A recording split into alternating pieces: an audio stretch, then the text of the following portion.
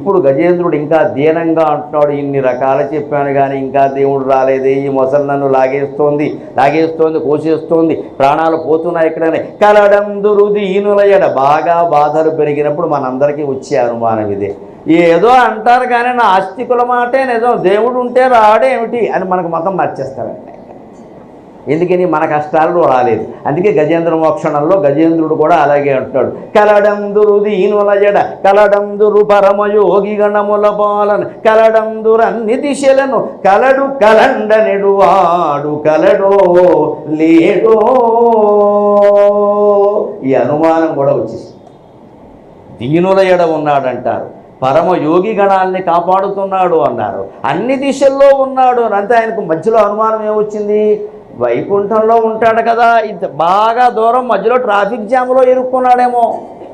హైదరాబాద్లో వాడికి traffic jam ఉంటే వైకుంఠం నుంచి ఇక్కడికి రావడానికి ఉండదా? ఆ మాట త్యాగరాజ స్వామి అన్నాడు కదండి, గగనానికి ఇలకు బహుదూరం బనినాడు. ఆ భావన ఆయన చెప్పాడు కదా, నేను పిలిస్తే రావేమిటయ్యా అన్నారు. కారణం ఏం చెప్పాడంటే, గరుత్మంతుడు నీ మాట వినడం మానేసేమేమో, 1వ తారీఖు జీతం ఇవ్వకపోతే ఎవరూ వినరు కదా.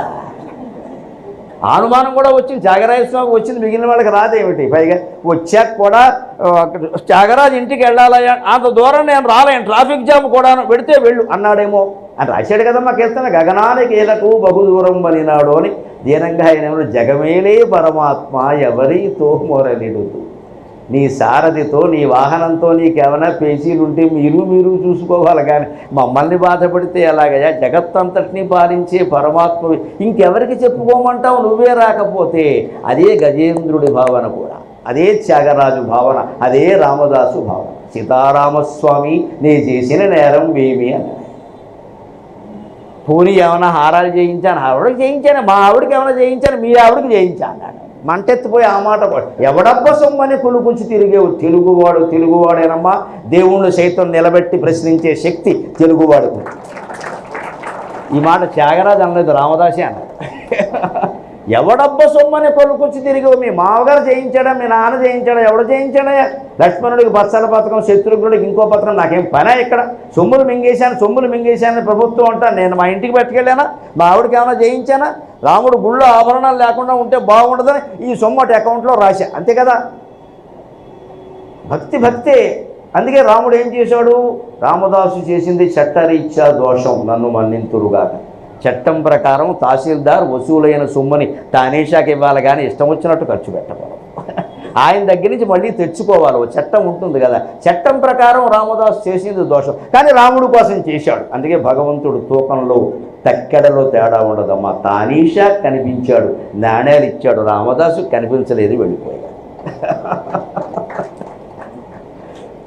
తప్పే, ఒప్పే. పైగా రాముడు రాజు, చట్టంలో తేడా వస్తే ఊరుకోడు ఆయన.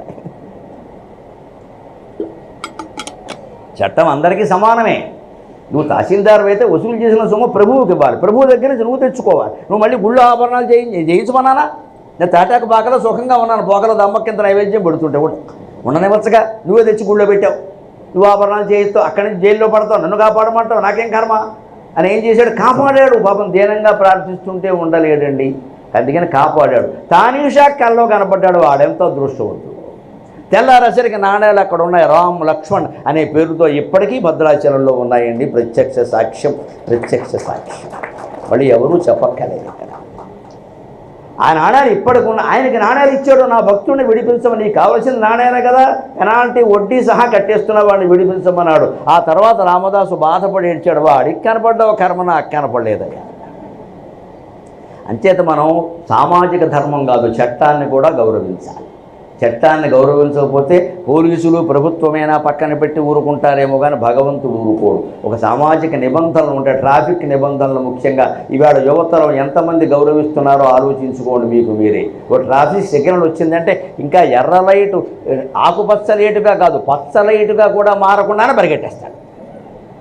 ఇంకా పసుపచ్చ కూడా కనపడకుండానే పరిగెట్టేస్తాడు. పైగా అప్పటికే 3 ఎక్కున్నారు, దీని అదో తప్పు, పరిగెట్టడం ఇంకో తప్పు. అందరూ మళ్ళీ శాస్త్రాలు చదువుకున్న వాళ్ళే. ముందు ట్రాఫిక్ సిగ్నల్స్ పాటించకపోతే నీకు ఏం పాటించినట్టు? ఎంఏ ఎందుకు చదివావు, బీకామ్ ఎందుకు చదివావు? చట్టాన్ని మనం ఎప్పుడూ గౌరవించాలి. అలాగే సామాజిక ధర్మాలు కొన్ని ఉంటాయి, వాటిని మనం గౌరవించవలసి మన ఇష్టాన్ని మార్చుకోవాలి. కానీ చట్టాన్ని ధర్మాన్ని మార్చే ప్రయత్నం చేస్తే రాముడు కూడా ఊరుకోడు. రామదాస్ కథే ఉదాహరణ. భక్తే, ఈ ధర్మం ధర్మమే, ఎవరికి దక్కాల్సిన ఫలితం వాళ్ళకి దక్కింది. అందుకని అనుమానం వస్తున్నాడు, కలండనడు వాడు కలడో లేడో, ఇంతకీ ఉన్నాడని వీళ్ళు చెప్పడం, నేను పద్యాలు పాడటమేనా, ఉన్నాడా లేడా, ఉంటే నన్ను రక్షించాలి కదా. కలుగడే నా పాలి కలిమి సందేహింప కలిమిలేములు లేక కలుగువాడు, చూడడే నా పాటు చూపుల చూడక చూచువారల కృప చూచువాడు, నాకడ్డుపడరాడే నలిన సాధువుల చేపడిన సాధులకు అడ్డుపడెడు వాడు, లీల నా మొరాలింపడే మొరగుల మొరలెరుంగుచు తన్ను మొరగువాడు, అఖిల రూపులు తన రూపమైన వాడు, ఆది మధ్యాంతములు లేక అడరువాడు, భక్త జనముల దీనుల పాలివాడు, వినడే చూడడే తలపడే వేగరాడే, వినడే చూడడే తలపడే వేగరాడే. ఇంత ఆర్తితో ఈ పద్యాన్ని మీ పూజామందిరంలో చదవండమ్మా. మీ కష్టాలు 24 గంటల్లో పోకపోతే నా జన్మ వ్యర్థమైనట్టు లెక్క. అనుమానం వెళ్ళలేదు. మీరు చేసి చూడండి. పూజామందిరంలో పావు గంట ఉండడానికి ఎవ్వరికి రెపరెపలాడిపోతూ ఉంటుంది, ఒళ్ళంతా దురదలు వచ్చేస్తూ ఉంటాయి. ఈ దీపం మళ్ళీ శుక్రవారం పెట్టాలా, శనివారం పెట్టాలని యథవ సందేహాలు వస్తాయి తప్పితే అక్కడ కూర్చోవాలని ఉండదు ఎవరికి. ఇక్కడ పెట్టచ్చా, పెట్టకూడదా, ఈ గదిలోకి వెళ్ళొచ్చా, వెళ్ళకూడదా, అదే మనకి పనికిరాని గది ఏదంటే అదే. భోజనాలు మానలేదు అప్పుడు, ఇక్కడ వెళ్ళొచ్చా వెళ్ళకూడదా, సినిమాలు మానలా, షికార్లు మానలా, ఆ గదిలోకి వెళ్ళొచ్చా వెళ్ళకూడదా, ఇదో పెద్ద శాపం. ఇక్కడ అది ఒక్కటి గది ఏదో ప్రత్యేకం, మిగిలినవన్నీ ప్రత్యేకం. ఇక్కడ మన హృదయం పూజామందిరం అయితే ప్రతి గది పవిత్రమే. పూజామందిరంలో కూర్చోండి, ఒట్టి పారాయణ చేసి వెళ్ళిపోకుండా దయచేసి నామాలు నిర్లేప నిర్మల నిత్య నిరాకార నిరాకుల నిర్గుణ నిష్కళ శాంత నిష్కామ నిరుపప్లవ నిష్కారణ నిష్కళంక నిరుపాధన నిరీశ్వర నీరాగ రాగమధని నిర్మల మదనాశిని నిశ్చింత నిరహంకార నిర్మోహ మోహనాశిని. ఇలా చదువుతుంటే ఒళ్ళంతా ఉప్పొంగట్ల. లలితా సహస్రం అంటే అదమ్మా. 36 మంది ముత్తైదువులను పిలవడం, 72 ప్రసాదాలు చేయడం, మా ఇంటికి వారు వచ్చారు, వీరు వచ్చారు, అందరూ వచ్చారు, లలితా దేవి అలా నీ కర్మకి మేము ఇంత బాగా చేసాం, ఇదో గొప్ప. మళ్ళీ ప్రసాదాలు ఫేస్బుక్లో పెట్టడం, ఇదో దర్జనం. ఇక్కడ ఇదంతా గొప్ప. ఇంతమంది ఎందుకంటే నేను ఒక్కరితో కూర్చొని చదువుకో, అక్కడ నీకు లలితాదేవి కనపడుతుంది ఖచ్చితంగా. నువ్వు ఒకటేనే వెర్రి మొహం అంటుంది ఆవిడ. ఆవిడకి ఎంత ప్రేమ, ముఖ్యంగా మహిళలమ్మ, ఆవిడకి క్యాస్ట్ ఫీలింగ్ ఉంటుంది. మహిళలు మీకు ఇంకా అమ్మవారు తొందరగా దొరుకుతుందమ్మా, మాకంటే మా దగ్గర రాదావిడ. అథవా నిన్ను అమ్మని ఎవడ చెప్పాడు, అమ్మాయిల దగ్గరికి సేవ దగ్గరికి తొందరగా నేను ఒకటనే. అంతకంటే ఏం కావాలి, ఆత్మీయత ఉండాలి కదా. ఊరికే పారాయణ చేసేసి 100 సార్లు చేసాం, 1000 సార్లు చేసి ఎందుకు ఇది ఎక్కాలు అప్పగించినట్టు. నేను వ్యతిరేకించేది దాన్నే. పారాయణలు కాదమ్మా, పారాయణ చేయాలి, స్తోత్రం చదవాలి, అర్థం తెలుసుకుని చదవాలి, ఆత్మీయంగా చదవాలి, లోపల నుంచి రక్తం ఉప్పొంగాలి, కన్నీళ్లు రావాలి. ఏమీ లేదు ఇక్కడ. అయిపోయిందా లేదా, సాయంత్రం చదవచ్చా, ఉదయం చదవ, మొత్తం ఎప్పుడు మూసేద్దామా, మన దృష్టి ఇది. అలా ఉంటే ఏది అర్థం కాదు. అందుకే నేను బాధపడుతూ ఆర్తితో అన్నాడు. అందుకే ఈ పద్యం తర్వాత వచ్చేసాడు ఆయన. కాగలదు. కలుగడేనా పాలి కలిమి సందేహింప కలిమిలేములు లేక కలుగువాడు. లేడని ఎలా అంటానండి, నా వరకు లేడు అన్నాడు ఆయన. పాప నా పాలి కలిమి సందేహింప. భగవంతుణ్ణి లేడనడానికి నేనెవడిని, ముందు ఎంతమంది భక్తులు ఉన్నారు, వాళ్ళందరికీ కనపడలేదా, వాళ్ళని కాపాడలేదా, ఆ చరిత్రలన్నీ అబద్ధమా, నేనెలా అంటాను. నా కర్మ, భగవంతుడు కాపాలన్నా కర్మ కలిసి రావాలంటారు కదా, నా కర్మ నా వరకు లేడనమాట. నా వాలి కలిమి సందేహింప. కానీ మళ్ళీ ఏమంటున్నాడు పక్కనే, తత్వం తెలిసినవాడు కాబట్టి, కలిమిలీములు లేక కలుగువాడు. అసలు ఉండడం లేకపోవడం అనేది ఉండదట. అసదేవేదమగ్ర ఆసీత్ సదేవ సౌమ్యేదమగ్ర ఆసీత్ అసదేవ సౌమ్యేదమగ్ర ఆసీత్. 2 మాటలు వేదంలోనే ఉన్నాయి. సృష్టికి మూలంలో ఏది ఉంది అంటే సత్ ఉందన్నారు. మళ్ళీ ఇంకో మాట అసత్తు ఉంది అన్నారు. ఏమీ లేకపోవడం ఉంది అన్నారు. ఏదో ఉండడం ఉంది అన్నారు. లలితా సహస్రంలో ఏమన్నారు, సదసద్రూపధారిణి, సద్రూపము నువ్వే, అసద్రూపము నువ్వే అన్నారు. లేకపోవడము నువ్వే, ఉండడము నువ్వే అన్నారు. తెలుగు భాష అర్థమైతే ఇంత వేదాంతం తేలిగ్గా అర్థమవుతుంది. ఎవరింటికైనా వెళ్ళి మీరు సుబ్బారావు గారు ఉన్నారా అని వెళ్ళామనుకోండి, లోపలికి ఒక ఆయన చూసి ఉన్నట్టు లేరంటాడు. నాకు ఎప్పటికీ అర్థం కాదు ఈ మాట. ఉంటే ఉండాలి, లేకపోతే లేకపోవాలి. ఉన్నట్టు లేరు ఏమిటండి అంటే ఆయన ఉంటే ఒక వాతావరణం ఉంటుంది అక్కడ ఆ హాల్లో. ఆ వాతావరణం లేదు కాబట్టి ఆయన లేడు. ఇంకో మాట ఉంది, లేనట్టున్నారంటాడు. అయ్యి బాబో ఇదేం భాష. అందుకే నాకు తెలుగు అర్థమైతే వేదాంతం మొత్తం అర్థమవుతురాదు. ఉన్నట్టు లేరు ఒక ప్రయోగం, లేనట్టున్నారు ఇంకో ప్రయోగం, రెండింటికి అర్థం ఒకటే. ఆయన ఏదో ఎప్పుడూ ఒక BMW కారు వాడతాడు అనుకోండి, ఆయన కారు పార్కింగ్లో BMW లేదంటే ఉన్నట్టు లేరు, ఆయన ఉంటే ఈ కారు ఇక్కడ ఉండేదిగా అంటాడు ఆయన. అందుకో కారణం ఉంది ఇక్కడ. దీన్ని అన్వయం అంటారు. వ్యాకరణంలో అన్వయం వ్యతిరేకం అని రెండు ఉంటాయి. అన్వయం, ఈ కారు ఇక్కడ లేదు కాబట్టి ఆయన లేడు, ఇది వ్యతిరేకం. ఆ కారు అక్కడ ఉందనుకోండి, ఉన్నట్టే ఉన్నాడు. ఎందుకున్నాడు? ఆయన ఇక్కడ లేడు, పైన ఉన్నాడు అపార్ట్మెంట్లో, కింద కారు ఉంది. ఇది అన్వయం. ఇది ఉంది కాబట్టి ఆయన ఉన్నాడు అనడం అన్వయం, ఇది లేదు కాబట్టి ఆయన లేడు అనడం వ్యతిరేకం. ప్రతిదాన్ని తర్కశాస్త్రంలో అన్వయ వ్యతిరేక దృష్టాంతాలతో చూస్తారు. ఉండడం ద్వారా ఒకటి, లేకపోవడం ద్వారా ఒకటి. అందుకే కలిమి లేములు లేక కలుగువాడు. భగవంతుడు ఉన్నాడంటే ఉన్నాడు, ఉన్నవాడికి ఉన్నాడు, లేనివాడికి లేదు. ఆయన ఏం చేస్తాడు ఇక్కడ? ఎందుకంటే ఈ అడుగుతున్నవాడెవడో వాడి రూపం కూడా ఆయనే. వాడు ఆ రూపాన్ని మర్చిపోయి మాట్లాడుతున్నాడు ఇక్కడ. అందుకని కలిగి ఉండడం లేకపోవడం అనే రెండు స్థితులకి అతీతంగా ఉంటుంది. అందుకే సతసత్ రూపధారిణి, ఇచ్ఛాశక్తి జ్ఞానశక్తి క్రియాశక్తి స్వరూపిణి, సతసత సద్రూపధారిణి అంటారు. సత్ అసత్ రెండు రూపాలు నీవే అన్నారు. ఉండడం అనే భావన, లేకపోవడం అనే భావన, రెండూ ఉన్నవాడు. కానీ నా పాలి లేడు, నన్ను కాపాడాలని లేదు ఆయనకి. ఉంటే నాకేం, లేకపోతే నాకేం. నా గడ్డుబడరాడే నలిన సాధువుల చేపడిన సాధుల గడ్డుబడెడువాడు. ఎంతమందికి ఇదివరకు అడ్డుపడ్డాడు ప్రహ్లాదుడు, ద్రౌపదీదేవి, ఎన్నో చరిత్రలు మనకున్నాయి. గజేంద్రుడికి కూడా ముందు చాలా ఉన్నాయి. సృష్టి ఆయనతో మొదలవ్వలేదు కదా. ఎన్నో ఉదాహరణలు నేను విన్నాను. సాధువులను ఎవరైనా క్రూరులైన వాళ్ళు బాధపడుతుంటే ఆయన కాపాడట. నలిని అసాధువుల చేపడిన సాధులకు అడ్డుపడెడువాడు. అసాధువులైన మనుషులు, దుర్మార్గులైన మనుషులు సన్మార్గుల్ని బాధపడుతూ ఉంటే ఆయన కాపాడట. నాకు అడ్డుపడరాడే, నా కర్మ కాకపోతే నన్నెందుకు కాపాడ్డాయా, నేను సాధువుని కాదా అంటాడు ఇక్కడ. ఇప్పుడు అయ్యాడు ఇన్ని పద్యాలు అయ్యాక. నానానేక పద్యంలో అవల అక్కడ అహంకారాలు బాగా ఉన్నాయి. ఇప్పుడు ఇవన్నీ క్రమంగా తగ్గిపోతున్నాయి. అంటే మనం గమనించాలి. ప్రార్థన చేస్తున్న కొద్దీ, స్తోత్రాలు చదువుతున్న కొద్దీ, పారాయణ చేస్తున్న కొద్దీ, ఊళ్ళో దర్శనం చేసుకుంటున్న కొద్దీ అహంకారాలు తగ్గిపోతాయి.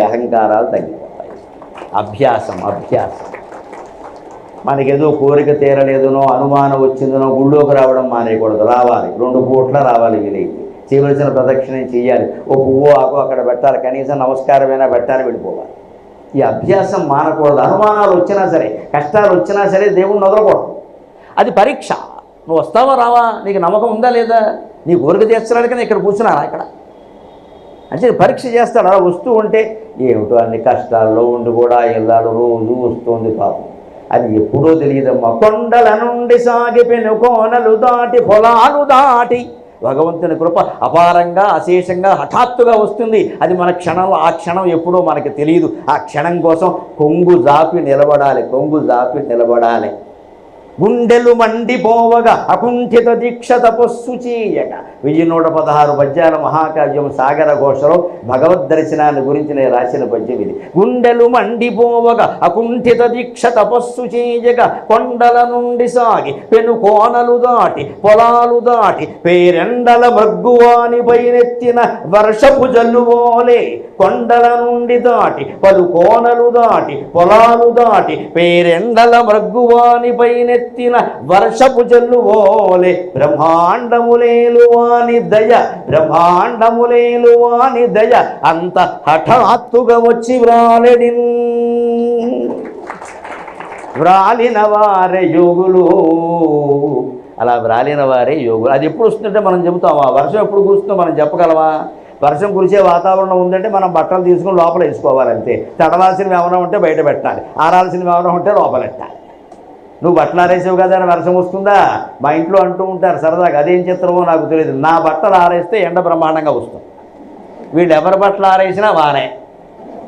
అందుకని ఏమిటో దేవుడు కూడా మీ మీద పక్షపాతమే ఉంటుంది. అంటే నేను అన్నాను, మా నాన్నగారి పేరు సూర్యనారాయణ, అది కారణం.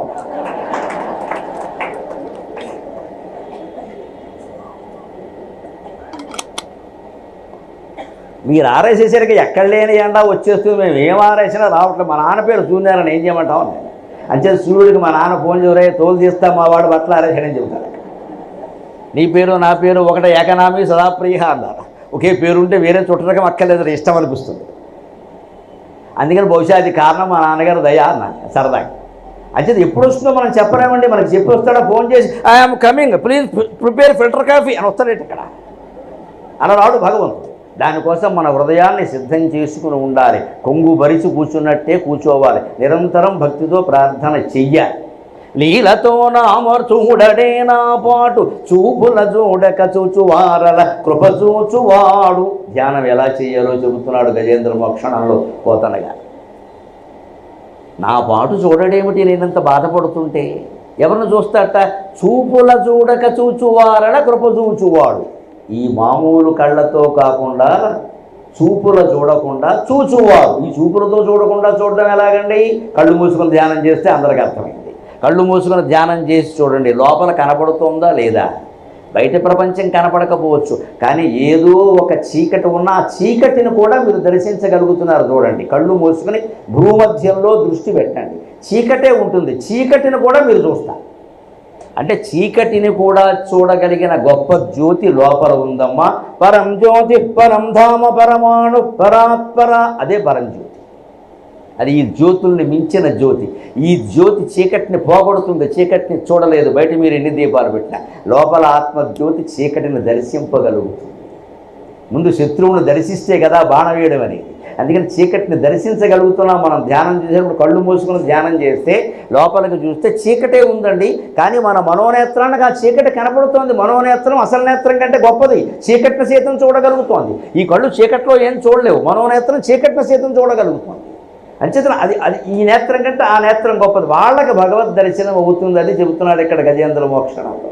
చూపుల చూడక చూచువారల కృప చూచువాడు.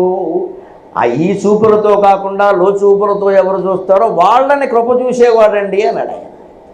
అంచేత మనం ధ్యానం చెయ్యాలి, కళ్ళు మూసుకోవాలి, లోపల ఏదో ఒక నామం పెట్టుకోవాలి, ఆ నామం మీదే దృష్టి పెట్టాలి. కొంతసేపటికి ఎప్పటికో భగవద్ అనుగ్రహం వల్ల ఆ నామం మీద కంటే కూడా దాని నుంచి వచ్చే శబ్దం మీద ఉంటుంది. ఇంకొన్ని రోజులకి కేవలం ధ్వని మీద ఉంటుంది. ఇంకొన్ని రోజులకి నాద బిందు కళ అతీతమైనటువంటి మహాశక్తి మీదకి మళ్ళుతుందమ్మా. పరమసత్యం పరమసత్యం మీరు చేసి చూడండి, చేసి చూడండి. పొద్దున్న ఒక అరగంట, సాయంత్రం ఒక అరగంట ఇంకా కేటాయించగలిగితే కాస్త 60 ఏళ్ళు దాటిన వాళ్ళకి సమయం ఎక్కువ ఉంటుంది, ఆడవాళ్ళకి మగవాళ్ళకి. అనవసరంగా మళ్ళీ ఓవర్ యాక్షన్లు చేసి ఉద్యోగాల్లో చేరకుండా ఈ పని చేయి. ఇంకా సంపాదించాలి, ఇంకా ఏం సంపాదిస్తారు? ఇక్కడ సంపాదించిన అపకీర్తి చాలు, ఇక మానే. ఇక ఊరికే చేయకూడదండి. అలాగే 60-65 ఏళ్ళు దాటినంటే ఇంకా ఏం సంపాదించాలి? కొందరు అజ్ఞానం ఎలా ఉండదు. సంపాదించకపోతే గౌరవాలు ఉండవండి. యథా గౌరవం కోసం సంపాదిస్తావు.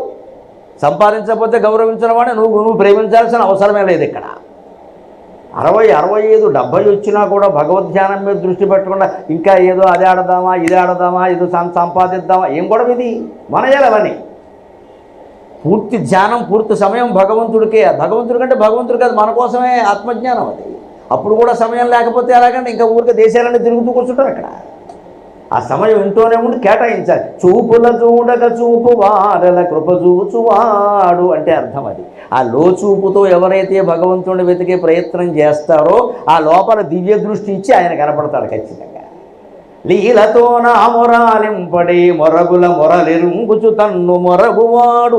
ఇంతసేపటి బట్టి మొర పెట్టుకుంటున్నా, నా మొర ఆలించట్లా. కానీ ఆయన ఎలాంటి బట్ట మొరగుల మొరలెరుంగుచు. మన ప్రార్థనలన్నీ ఆయన్ని చేరతాయమ్మా, సందేహమే లేదు. రమణ మహర్షి చెప్పిన మాట, నువ్వు ప్రార్థించడమే ఆలస్యం, ఆ మహాశక్తి అనుగ్రహంలో ఆలస్యం ఉండదు అని చెప్పాడు మహామకుడైన రమణ మహర్షి. ఆయన చెప్పిన నువ్వు ప్రార్థించడం ఆలస్యం అయ్యా, అనుగ్రహంలో ఆలస్యం ఉండదయ్యా. వివేకానందుడు చెబుతాడు, దైవానుగ్రహం గాలి లాంటిది. గాలి ఎప్పుడూ ఉంటుంది. ఇప్పుడు లేదా గాలి ఇక్కడ? కానీ మనకి ఎంత దక్కుతోంది? ఇన్ని వేల మంది ఉంటే ఎంత దక్కుతుందో అంతే దక్కుతుంది. వీళ్ళందరూ వెళ్ళిపోయారు అనుకోండి, బోర్డు గాలి వస్తుంది. ఇప్పుడు గాలి లోపమా మన లోపమా? అంతే కదా. గాలి ఎప్పుడూ వీస్తోందయ్యా, పడవ వెడుతోంది, గాలి వీస్తోంది, నువ్వు తెరచా పెట్టాలి కదా అంటాడు వివేకానందుడు. నువ్వు తెరచా పెట్టకపోతే ఈ గాలి వల్ల ప్రయోజనం ఏముంది? నువ్వు తెరచా పెట్టకుండా గాలి వీస్తోంది, గాలి ఎత్తలేదే, పడవ వెళ్ళలేదే. గాలి దైవానుగ్రహం, తెరచాప ఎత్తడం పురుష ప్రయత్నం ఎప్పుడు చేయాలి. మన జీవితాల్లో అన్నింటికి అదే సమాధానం. ఎంత కష్టం రాని, ఎంత భయంకరమైన రోగం రాని మంచంలో ఉండిపోని అమ్మ వేదం చెబుతోంది చాలా స్పష్టంగా. తద్ధిత పస్తద్ధిత పస్తద్ధితపక యద్వ్యాధిత స్తప్యతే. రోగం వచ్చిందా మానవా, కంగారు పడకు, నువ్వు అదృష్టవంతుడు అంది వేదం. నువ్వు అదృష్టవంతుడివి, నీకు ఏ పని ఎవరూ చెప్పరు, నిన్ను సంపాదించమని ఎవరో అడగరు, నీ దగ్గరికి వచ్చి అందరూ సానుభూతి చూపిస్తారు. రెండు యాపిల్ పళ్ళు చెప్పిన సాయంత్రానికి 50 యాపిల్ పళ్ళు వస్తాయి. ముందు భౌతిక ప్రయోజనం అది. భార్యకు వస్తే భర్త, భర్తకు వస్తే భార్య, పెద్దావిడికి వస్తే చిన్నవాడు, అందరూ అక్కడే కూర్చుంటారు. భీష్ముడు అంపశయ్య దగ్గర పాండవులు కౌరవులు కూర్చున్నట్టే కూర్చుంటారు. ఈ అదృష్టం మామూలుగా ఉంటుందండి. మన కాలు చేయి ఆడితే మనకి చెప్పకుండానే బారిపోతారు. ఇంటి వచ్చి రోగం రావడం మంచిది, మంచి ఉన్న పడుకోరదా. ఆ పడుకున్న స్థితిలోనే రామకృష్ణ అనలేవా, 2 అక్షరాలు. పోనీ నోటితో పలకలేవు, మనస్సులోనైనా ధ్యానించలేవా? అది వేదం చెప్పింది. తద్ధిత పస్తద్ధిత పస్తద్ధితపక యద్వ్యాధిత స్తప్యతే. వ్యాధి వచ్చిన వాడు తపించచ్చు, తపస్సు గొప్ప అవకాశం ఉంది, అది తపస్సుగా భావించండి అని చెప్పిందమ్మా వేదం. దీన్ని పాజిటివ్ థింకింగ్ అంటారు. పాజిటివ్ థింకింగ్ అంటే ఇది. నెగటివ్ను కూడా పాజిటివ్గా మార్చుకో, రోగాన్ని నువ్వు ఆరోగ్యంగా మార్చుకోవచ్చు. అలా మంచంలోనే ఉండి 10 రోజులు అదే జపం చేసామనుకోండి, ఇలాగే ఉండి ప్రాణం పోతే బాగుండు, ఎందుకు వచ్చిన కూడా అనిపిస్తుంది. ఆ ధ్యానం అంత గొప్ప. మళ్ళీ లేచి ఏం చేయాలి కనుక ఎవడు జుట్టు పీకడం తప్ప. ఎందుకు వచ్చిన గొడవ, 80 ఏళ్ళు వచ్చాయి, వచ్చింది ఏదో వచ్చింది, నడుస్తుంది, చేసేవాళ్ళు చేస్తున్నారు. ఆ ధ్యానం మీద మనస్సు కుదిరితే చాలు కదా. ఇది మొరగుల మొరలెరుంగుచు తన్ను మొరగవాడు అంటే మొరపెట్టే ప్రార్థనలు, వ్యాధితుడి ప్రార్థన సహా అన్నీ ఆయన్ని చేరతాయి. కానీ తన్ను మొరగువాడు, మొరకుండే 2వ అర్థం వాడు. తన్ను మొరగువాడు అంటే తనని తాను కనిపించకుండా హైడ్, దాచుకుంటాడు. ఆయన దాచుకుంటాడు. ఎందుకంటే వీడు కనపడ్డాడు అనుకో, ఇక రోగం ఉండేలా పైకి లేచి రోగానంద స్వామి అని పేరెట్టుకుంటాడు. వెంటనే పీఠం పెట్టేస్తాడు. 4 శిష్యులను పెడతాడు, డప్పు కొట్టించుకుంటాడు, చందాలు మొదలు పెడతాడు, మొత్తం పెద్ద ప్రాజెక్ట్ అంటాడు, నాశనం అవుతాడు చివరికి. వీడి రోగం నుంచి బయటపడేయడం, కనపడడం దేవుడు తప్ప అనమాట. అందుకే ఆయన కనపడడం, వీడు చెడ్డ పని చేస్తాడు. ఇక్కడ దేవుడు కనపడడం గొప్పగా ప్రకటించుకుంటాడు, ఆనందాన్ని పొందడు. ఇక్కడ ఏదైనా సంపద వస్తే మాత్రం వాడు ఒక్కడే తింటాడు. దైవ దర్శనం అయితే మాత్రం 10 మందికి చెప్పాలని చూస్తాడు. ఎందుకంటే లోకంలో గౌరవం పొందడం కోసం. ఈ కృత్రిమత్వం కూడా ఆగిపోవాలి. దైవ దర్శనాన్ని మించిన స్వార్థ ప్రయోజనం ఉందా? ఏదైనా మన స్వార్థం ఉంటే ఎవరికి పెట్టం కదా. చిన్నప్పుడు మేము జాంకాయలు అవి బళ్ళోకి పట్టుకెళ్ళేవాళ్ళం. ఎవరన్నా అడుగుతారని ముందే సగం కొరికేసేవాళ్ళం గొడవ లేకుండా.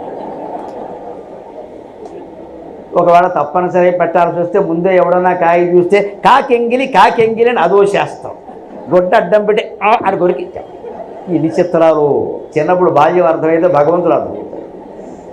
మరి నువ్వు స్కూలుకి పట్టుకెళ్ళిన జామకాయ మీద అంత ప్రేమ ఉందని ఎక్కువ స్వార్థం, భగవద్ దర్శనం మీద ఎంత స్వార్థం ఉండాలి. అందులో మా అమ్మ వెళ్ళేటప్పుడు ఆవకాయ వేసి పెట్టేది, వేడన్నం ఆవకాయ. ఆ బద్ద తినడం నాకు సరదా. అది భాగవతం పద్యం కంటే బాగుంటుంది బద్ద. దాన్ని ఎలా వదిలేస్తాం? అందుకని తినడానికి సమయం లేక జేబులో పెట్టుకుని వెళ్ళేవాడు. ఉన్న విషయం చెబితే అందరికీ జేబులో పెట్టుకుని, జేబంతా ఎర్రగా అయిపోయేది ఆవకాయ బద్ద. అయినా సరే అది నాకు చందమామలో మచ్చలా చాలా ఆనందంగా ఉంటుంది. ఎప్పుడో ఇంటర్వెల్ ఇచ్చాక 10:30కి ఆ బద్ద తీసుకుని స్కూల్ కాశీపాడు కెనడీ హై స్కూల్లో తడికెల బడిలో వెనకాలకెళ్ళి ఆ బద్ద నేను ఒక్కడే తినేది. ఏదో బద్ద మీద ఎంత ప్రేమ ఉంటే భగవంతుడి మీద ఎంత ప్రేమ ఉండాలండి. భగవంతుడు కనపడితే పరాయి వాళ్ళకి ఎలా చెబుతామో చెప్పకూడదు. It's not for advertisement. ఈ ప్రకటనలకు ప్రాధాన్యం ఇచ్చామంటే జీవితం పోయినట్టే లెక్క. ఇక్కడ చిన్న చిన్న విషయాల మీద ఇంత స్వార్థం ఉంది కదా. ఎవరికి రూపాయి ఇవ్వమంటే రూపాయి ఇవ్వమే, భగవద్ దర్శనాన్ని ఎలా ఇచ్చేస్తామండి అంత తేలిగ్గా? అంత స్వార్థం ఉండాలి. అలా పట్టుకుని కూర్చోవాలి. మన ద్వారా అవ్వాల్సిన కార్యాలు ఏమన్నామంటే మన ఎగ్జిస్టెన్స్ అంటాడు రమణ మహర్షి. మన ఉనికి చేతనే అవుతాయి, నువ్వు సంకల్పించాల్సిన పనుల. నువ్వు సంకల్పిస్తే నువ్వు బలైపోతావు. అఖిల రూపులు తన రూపమైన వాడు, అన్ని రూపాలు ఆయనవే. ఆది మధ్యాంతములు లేక అడరువాడు, భక్త జనముల దీనుల పాలివాడు. తినడే చూడడే తలపడే వేగరాడే. ఈ మాట వింటున్నాడా లేదా, చూస్తున్నాడా లేదా, నా గురించి ఆలోచిస్తున్నాడా లేదా, ఇంకా రాడేమిటి అని చివరిలో ఒక్క మాట అంటున్నాడు ఆయన. పరమాత్మ నువ్వు వచ్చినా రాకపోయినా సాగు మాత్రం ఖాయం. లావొక్కింతయు లేదు ధైర్యము విలోలం వయ్యే, ప్రాణంబులు తావులు దప్పెను మూర్ఛ వచ్చే, తనువుండశ్యన్ శ్రమం వయ్యడన్ నీవే తప్పని తప్పరం వెలుగ మన్నింపంగదే దీనునిన్. రావే ఈశ్వర కావమే వరద సంరక్షించు భద్రాత్మగా.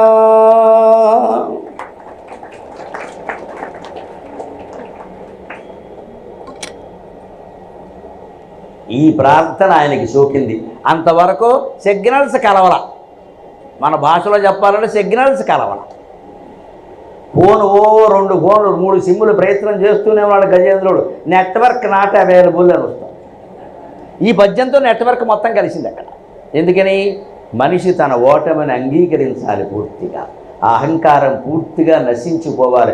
అహంకారంతో ప్రార్థన మొదలైంది, నిరహంకారంతో ప్రార్థన ముగిసింది. మన జీవితమేనా అంతే, నేను నాది అనే భావాలతో మొదలవుతుంది.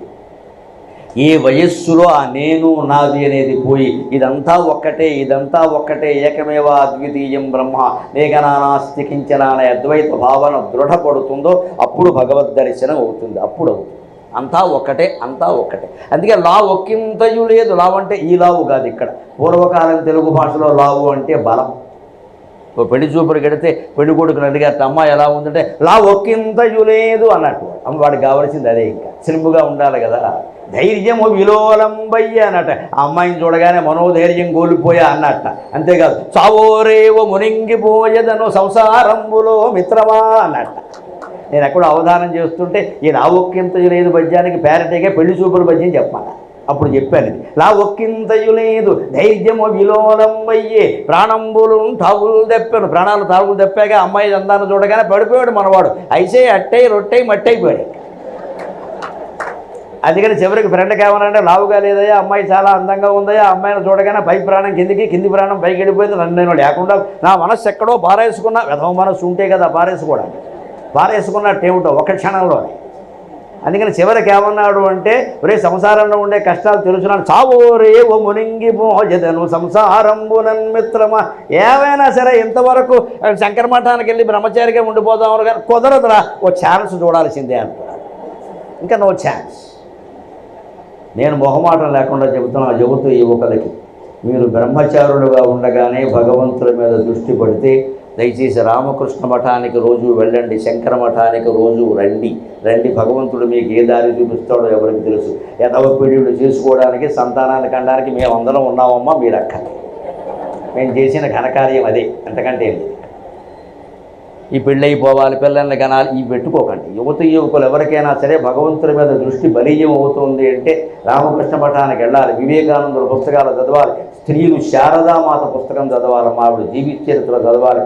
33 ఏళ్లకు వితంతు అయిపోయింది మహాసాధ్వి. అంతవరకు భర్త స్పరిశ లేదా. 60 ఏళ్ళు పైన బతికింది, అలాగే బతికింది. ఆవిడ మనకు ఆదర్శం కాదా? ఎంతసేపు ఈ పెళ్లి చేసుకుని పిల్లల కంటేనే ఆదర్శం. ఆ భగవద్ దృష్టి ఏర్పడిన తర్వాత ఈ గోతులో ఎవడ పడతాడండి అసలు. నా ఒక్కింతయు లేదు, బలమంతా పోయింది, ధైర్యము విలోలంబయ్యే. ఇంకా తట్టుకోగలనే ధైర్యం లేదయ్యా. ప్రాణంబులు ఠావులు తెప్పాను. ఠావు అంటే చోటు. ప్రాణం ఠావు తెప్పిందంటే ప్రాణం, అపానం, యానం, ఉదానం, సమానం అని 5 వాయువులు ఉంటాయి శరీరంలో. మనం పీల్చే వాయువు ప్రాణవాయువు, వదిలే వాయువు అపాన వాయువు. ఉదాన వాయువు అంటే కంఠంలో ఉంటుంది, వాంతి రావడానికి అదే సహకరిస్తుంది. అంతేకాదు కల రావడానికి కూడా అదే సహకరిస్తుంది, కంఠంలో ఉంటుంది. కాలకంఠి, కాంతిమతి, క్షోభిణి, సూక్ష్మరూపిణి, అది కళకు సంబంధించిన నామాలు ఆ 4 కూడా. కాలకంఠి అంటే కాలం అంటే మనస్సు. అక్కడ మనస్సు మన కంఠంలో ఉంటుంది స్వప్నావస్థ. అప్పుడు ఈ ఉదాన వాయువే ఆ దృశ్యాలను పైకి తీసుకొస్తుంది, మన కళ్ళకు కనపడేలా చేస్తుంది. అంతా నిజమే. అంచేత ఉదాన వాయువు చేసే 2 ముఖ్యమైన పనులు, 1 వాంతి, 2 స్వప్నం. వాంతిని విసర్జించినట్టే స్వప్నాన్ని విసర్జించాలి. మళ్ళీ మంచి కళ చెడ్డ కళ అని పిచ్చి ఆలోచనలు పుట్టుకో, కళే పనికిరా తీసే. అంతే లెక్క. అక్కడికి వదిలేస్తే గొడవ వదిలిపోయింది. ఏవో కళ్ళు వస్తూనే ఉంటే పోతూనే ఉంటే దాని గురించి విచారణ అనవసరం అసలు. అది కేవలం మనస్సు చేసే ఒక మాయ అంతే. జీవితమే మాయ అని చెప్తే మళ్ళీ కళ గురించిన చర్చ ఏమిటి ఇక్కడ? ఉదాన వాయువు. అలాగే వ్యాన సర్వశరీరగ, మొత్తం 72,000 నాడుల్లో ఉండి రక్త ప్రసారాన్ని అరికాలి నుంచి నషాళం వరకు రక్త ప్రసారం చేసేది వ్యానమే. వ్యాన సర్వశరీరగ. సమాన వాయువు ఇక్కడ ఉంటుందండి, సరిగ్గా జఠరాగ్ని దగ్గర, ఎడం వైపుని. ఇక్కడ తిన్న పదార్థాలను జీర్ణం చేసేది అదే. అందుకే పడుకునేటప్పుడు రాత్రి ముఖ్యంగా ఎడం వైపు తిరిగి పడుకోవాలి ముందు, తర్వాత కుడివైపు తిరిగి పడుకోవాలి. వెళ్ళకిలా ఎప్పుడు అరగంట మించి పడుకోకూడదు. వెళ్ళకిలా పడుకుంటే పిడకలు వస్తాయి. ఆ వచ్చే దెయ్యం మన గుండెల మీదే కూర్చుంటుంది. కాస్త పక్కకి తిరిగితే పక్క వాళ్ళ మీదకి పోతుంది గొడవలే. అందుకని శాస్త్రంలో చెబుతారు వెళ్ళకెలా ఎక్కువ పడుకోకూడదు, కొద్దిసేపు పడుకోవచ్చు, ఒక అరగంట గంట. ఎక్కువసేపు ఎడంవైపు పడుకోవాలి. మెలకు వచ్చినప్పుడల్లా ఎడంవైపు తిరుగుతుంటే నిద్రలో అనుకోకుండా కుడివైపు ఎలాగో తిరుగుతాం, ఇంకా నిద్ర ఎక్కువైతే జారిపోతాడు కూడా కిందికి.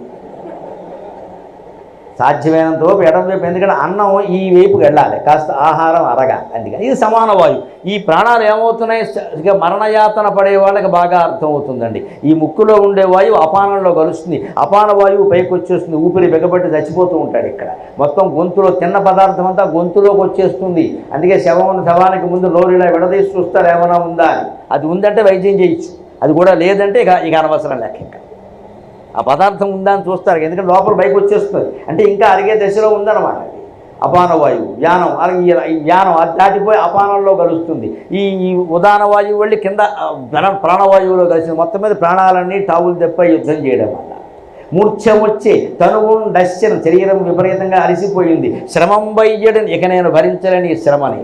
నీవే తప్పని తప్పరంబెరుగా, భగవంతుడు చూసేది ఈ ఒక్క మాట కోసం. అందుకే దాన్ని ప్రాసలో పెట్టి రాశాడు పోతన గారు. నీవే తప్పని తప్పరంబెరుగా మన్నెన్ పంగదే దీను నిన్ను. దేవుడు గుళ్ళోకి వెళ్ళినప్పుడు మన చేతులు అప్రయత్నంగా ఇలా లేస్తాయి, గమనించండి. దాని భావమే నీవే తప్ప ఇతఃపరంబెరుగా. అంటే ఈ శిరస్సు అన్నిటికంటే పైది ఉత్తమాంగం అంట, దీనికంటే పైకి చేతులు జోడించాం మనం, దీనికంటే పైకి చేతులు జోడించాం. అంటే ఇక నా తల కంటే, నా అహంకారం కంటే, అన్నిటికంటే నువ్వే ఎక్కువ మహాప్రభో, నీకు నమస్కారం చేస్తున్నావు. నీవే తప్పని తప్పరంబరుగా, ఇంతకంటే పై విషయాలు నాకు తెలియవు. మన్నింపంగదేది ఈను, నేను ఒకవాడికి దర్శనానికి ఇంకా పాపాలు ఏమన్నా అడ్డమైన ఉంటే అవన్నీ మన్నించే, ఒక్కసారే కొట్టిపారే, మొత్తం రద్దు చేసే. రావే ఈశ్వర కావవే వరద సంరక్షించు భద్రాత్మక. మళ్ళీ ఈశ్వర అన్నాడు విష్ణువు అన్న, అయినా విష్ణువు వచ్చాడు. ఈశ్వరుడు విష్ణువు ఒక్కటే, శివకేశవుల మధ్య అద్వైతం, ఆ తేడా ఉండదు. ఎవరి బాధ్యతలు వారు చేస్తారు. కావవే వరద, వరద అంటే గోదావరి వరద, కృష్ణా వరద కాదు, సంస్కృతం వరద. వరం దదాతీతి వరద అంటే వరములు ఇచ్చేవాడు భగవంతుడు. అందుకే మన దేవతా విగ్రహాలను మీరు గమనించండి, ఇలా ఒక చెయ్యి ఉంటుంది, ఇలా ఒక చెయ్యి ఉంటుంది. ఇది అభయహస్తం, నీకు భయం లేదు, నేను కాపాడుతా అని చెప్పడం. ఇది వరం దదాతి, నీ కోరిన కోరికలు తీరుస్తా. మన జీవితం అంతా ఈ రెండేగా, కోరిక భయం. అందుకని మన దేవతా హస్తాలు సాధారణంగా ఇలా ఉంటాయి. అలా ఉండనిది లలితా పరాభట్టారిక ఒక్కటి.